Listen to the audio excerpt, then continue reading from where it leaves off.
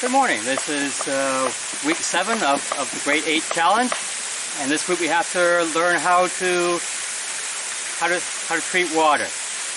As the Cubs, we found a water source. My water source here is Davis Creek.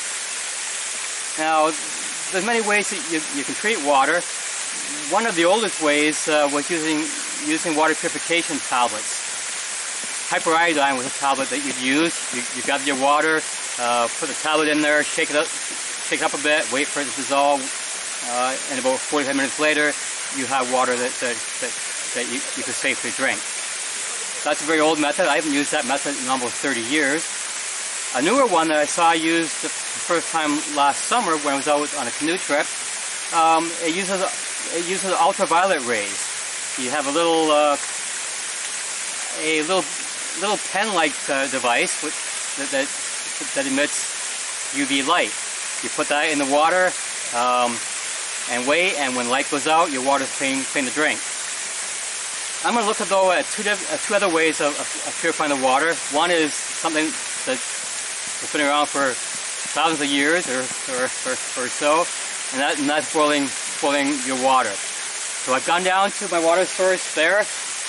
I've picked up some water, and I have a little stove here because we can't have fires yet in this area, and I'll boil it. I've heard anywhere from 1 to 4 minutes for boiling.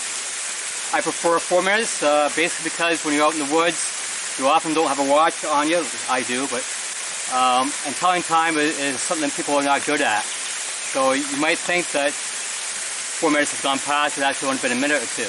So I like to boil it for 4 minutes anyway, to be on the safe side. So I'm going to start my stove and boil it, and we'll see how it goes.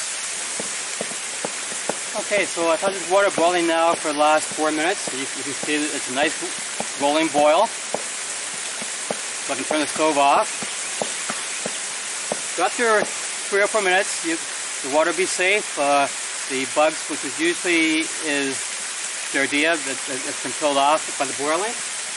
And the water is now safe to drink. Now the only problem with this method is unless you're having hot chocolate or tea or coffee, drinking hot water usually doesn't taste very good. So you have to wait a while for the water to cool down before you can have a nice refreshing drink. But drinking hot water is safe, but it's not very enjoyable. And it's hot. Okay, the second method we're going to talk about today is using a filter. And there's lots of different filters that are out there. But one thing you have to look for, I don't care which make it is, to make sure that it says on it that it will kill Giardia. And some of the older filters that are available, the first one that I ever used wasn't. So there's always a risk of getting that. Now, we always treat safety first. Now with this method, I can either go in by the water, sit right by the water, and put my end of the filter in the water. In this area, I don't see anywhere where I can safely sit and pump at the same time. So I actually scoop the water out into a bowl here, and I'll filter it in the cup. Now it takes not very long. The nice thing about this method over the boiling is that as soon as I filter it, I can drink it, because it'll be as cold as the water that I'm drying it from. There's no need to do any waiting. Just pump. Water will go through the filter. The filter you have to be clean every once in a while, and you do have to change it. So that took a couple of seconds, and now I have a fresh cup of water I can drink.